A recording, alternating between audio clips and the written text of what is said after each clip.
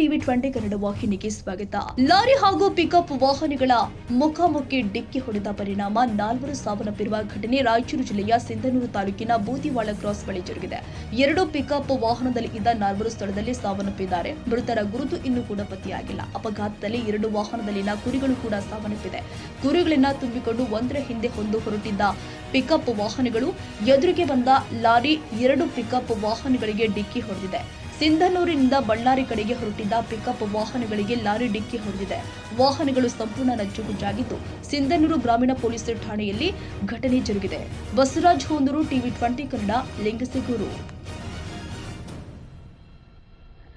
ಕನ್ನಡಿಗರ ಮೆಚ್ಚಿನ ನಿಮ್ಮ ಟಿವಿ 20 ಕನ್ನಡ ವಾಹಿನಿ ಇದೀಗ ಟಿವಿಯಲ್ಲಿ ಲಭ್ಯ.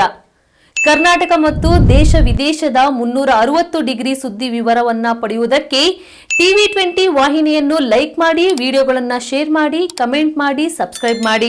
HCN ಕೇಬಲ್ 842 ನಂಬರ್ನಲ್ಲಿ ಹುಕ್ಕೇರಿ ತಾಲೂಕು ಹಾಗೂ ಸಂಕೇಶ್ವರದ ಸುತ್ತಮುತ್ತಲಿನ ಹಳ್ಳಿಗಳಲ್ಲಿ ಲಭ್ಯ.